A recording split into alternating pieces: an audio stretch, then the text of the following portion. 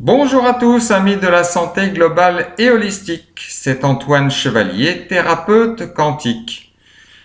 La vidéo du jour va donc s'intituler « Le monde d'avant et le monde d'après ».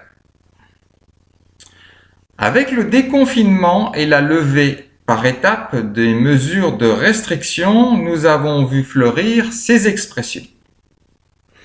Alors j'aimerais partager avec vous mon éclairage sur ce sujet. Le monde d'avant ne pourra plus jamais être retrouvé et le monde d'après n'aura plus rien à voir avec celui d'avant. Il y a pour cela différentes raisons. Tout d'abord, considérons les facteurs extérieurs qui ont changé la donne. C'est en effet la première fois pour une civilisation aussi avancée technologiquement, scientifiquement et en nombre de personnes que, au niveau de la planète entière, les individus ont été volontairement restreints dans leur vie, dans leurs droits, dans leur liberté, et que leur essentialité a même été aussi fortement remise en cause. Tout ceci avec des mesures utilisant des pratiques d'un autre temps. Que les politiques, ayant pour fondement de défendre les intérêts des peuples les ayant élus, ont sciemment fait le jeu d'intérêts privés, comme ceux de la secte de Davos, ceux des lobbies pharmaceutiques, etc. Ainsi pour asseoir leur pouvoir en contrôlant leur population par la répression. Que des soignants trahissant leurs serments, et plus généralement des scientifiques, en conflit d'intérêts, ont délaissé les principes mêmes de leur profession ou la notion de bien commun pour jouer sur les peurs et faire se détourner la population de traitements précoces et de mesures pérennes et justes.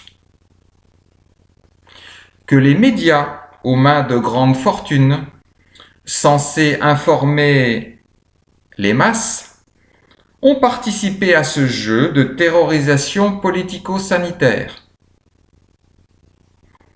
Que des administrations et institutions ont versé sans discernement à aider et à accomplir ce jeu macabre du pouvoir.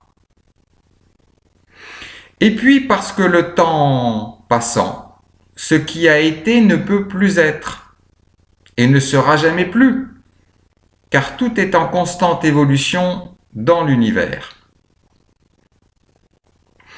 Pour ce qui est des facteurs internes ou intrinsèques à l'humain, nous avons pu nous rendre compte que quel que soit le niveau social, intellectuel ou l'orientation politique, le plus grand nombre a suivi ce qu'on lui demandait de faire sans broncher, sans se poser de questions, et cela pour différentes raisons d'ailleurs.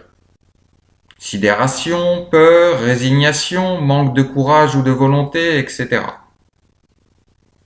Que le temps aidant, chez beaucoup, les nouvelles pratiques sont de plus en plus intégrées, comme le port du masque, tout désinfecter, ne plus rien toucher, comme la nouvelle façon de vivre. Et que surtout, pathologiquement parlant, tout ceci a engendré un stress multifactoriel et multiniveau traumatique jusqu'au plus profond de l'être vivant, et que les conséquences innombrables à tout ceci vont apparaître progressivement et pèseront sur nombre de générations présentes et à venir. Ainsi, l'être humain a réappris dans la peur qu'il vivait dans un environnement interactif et vivant.